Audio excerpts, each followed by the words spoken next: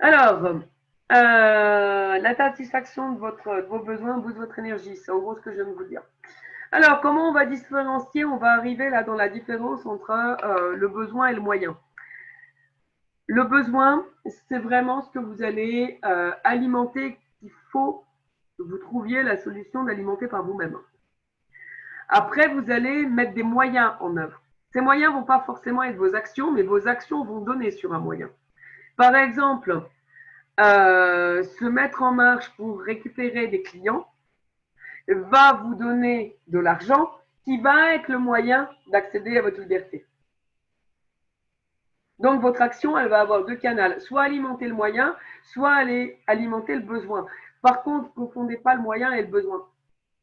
Parce que si vous confondez le besoin et le moyen, que vous mettez le moyen à la place du besoin, bizarrement, les actions, elles ne vont pas se faire. Parce que votre cerveau, il identifiera rien dont il n'ait besoin. Et donc, si c'est un poids pour rien faire, ça ne l'intéresse pas des masses. Donc, il va tarpouiller, il va chercher, il va attendre. Vous allez perdre de l'énergie. Au mieux, vous n'allez pas en perdre, mais vous n'allez pas non plus en gagner. Mais vous n'aurez pas trop envie de faire. Vous ferez, mais sans trop de motivation. Vous passerez vos appels, mais sans trop savoir pourquoi. Votre moyen, il est purement individuel. C'est-à-dire que c'est la réponse que vous allez trouver pour répondre à un besoin. Et ce besoin-là, il est universel, lui, par contre. Donc, pour faire la différence entre un besoin et un moyen, c'est simple. C'est est-ce que quelqu'un qui vit ailleurs, sur un autre continent, dans d'autres conditions, dirait la même chose que moi? Par exemple, si on reprend notre amie saoudienne, euh, elle a très certainement un besoin de liberté. Ça, c'est le besoin. Le moyen de nourrir sa liberté, alors ça, je vais parler de ce que je vois à Dubaï, elles sont très friandes de lingerie sexy. Ça peut être un moyen de nourrir sa liberté. Mais c'est un moyen. Moi, quand je veux me sentir libre, je prends un avion. Ça pollue plus que de la lingerie, mais ça me fait plus me sentir libre que d'avoir un string.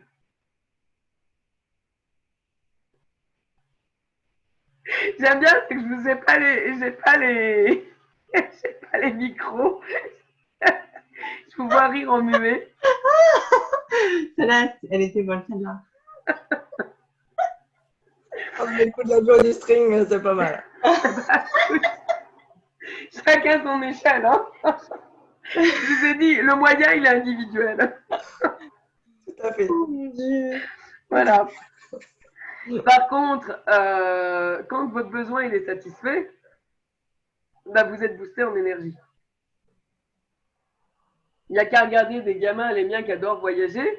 Je pense qu'ils doivent nourrir plus ou moins un sentiment de liberté. Je pense que c'est un sentiment de différence à leur âge qu'ils cultivent par le voyage. Parce qu'ils sont très conscients, et là encore plus, qu'ils n'ont pas les vies de tout le monde. Et donc, le moyen, ça va être de prendre l'avion. Et quand on prend l'avion, les gamins, ils nourrissent leurs besoins de pouvoir dire ça à la maîtresse, de pouvoir raconter ça à leurs copains. Et là, il y a de l'énergie. D'ailleurs, tu n'arrives pas à les faire dormir le jour où. Le jour où on prend l'avion ou quand ils savent qu'on va partir, tu ne fais pas dormir un gamin, tu n'y arrives pas. Parce qu'il est boosté en énergie, parce que ça vient nourrir un besoin. Souvent, à cet âge-là, c'est un besoin de différence. C'est un besoin de créer son identité, c'est un besoin de se différencier de l'autre. Et donc, ça va venir nourrir ça. Mais le moyen, c'est de voyager. Après, un gamin qui ne voyage pas va développer son besoin d'unicité d'une manière totalement différente. Peut-être en étant le vilain petit canard de sa fratrie. Ça peut être un besoin d'aventure aussi. Ça peut être... c'est pas un besoin primaire, le besoin d'aventure. C'est les besoins qu'on va vraiment venir nourrir, c'est vraiment les besoins, les besoins primaires. Alors après, le besoin d'aventure, il est souvent relié au besoin de liberté ou à la sensation qu'on peut avoir avec la liberté. Ou un besoin de risque, hein, donc d'insécurité. Derrière l'aventure, il y a l'insécurité. Et quelque part, l'aventure va être le moyen de venir alimenter. Et c'est pour ça que si vous arrivez vraiment à distinguer le moyen du besoin, vous allez voir que des besoins, il n'y en a pas tant que ça, et qu'après, vous avez mais moult sources d'approvisionnement. Parce que ce que vous ne pouvez pas faire sous un moyen, vous pouvez le faire sous un autre. Et du coup, ça vous élargit vachement la palette. C'est ce dont on avait discuté, Patricia, quand tu étais au début du confinement. Du confinement, Maurice, tout à fait. Qu'est-ce que je peux faire d'autre pour justement aller remplacer le moyen d'aller à la plage pour nourrir mon besoin de l'hiver? C'est ça. C'était assez intéressant.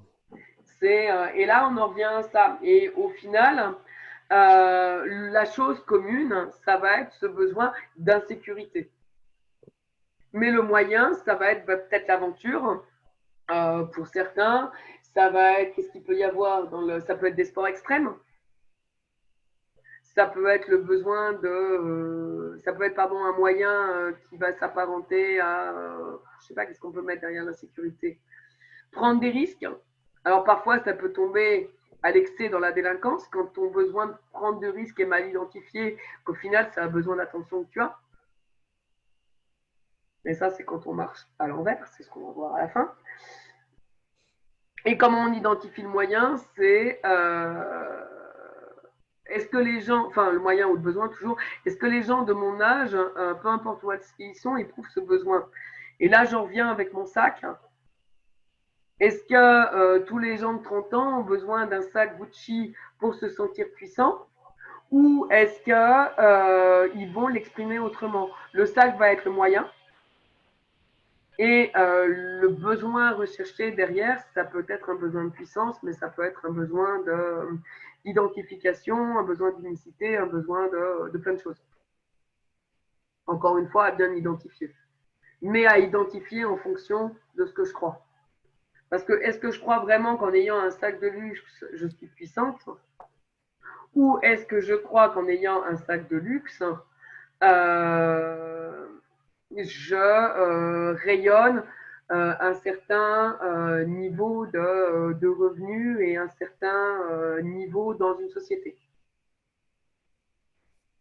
Est-ce que ce que j'appelle mon besoin de puissance, c'est un besoin d'identification? Est-ce que c'est un besoin de reconnaissance ou c'est un besoin de matérialiser le niveau social auquel j'en suis? Parce que tout ça, ça ne va pas entraîner les mêmes actions et ça ne part pas des mêmes croyances. Donc, quelle est la croyance derrière le besoin que j'ai identifié ou que je pense avoir identifié?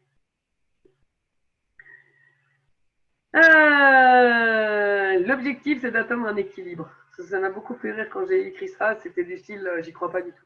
Si.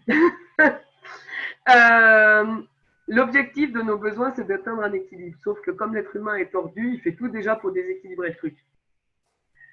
C'est un truc de fou, c'est qu'on va systématiquement poser les actions contraires à ce qui va dans le sens de notre équilibre. Donc nos besoins, ils servent à quoi?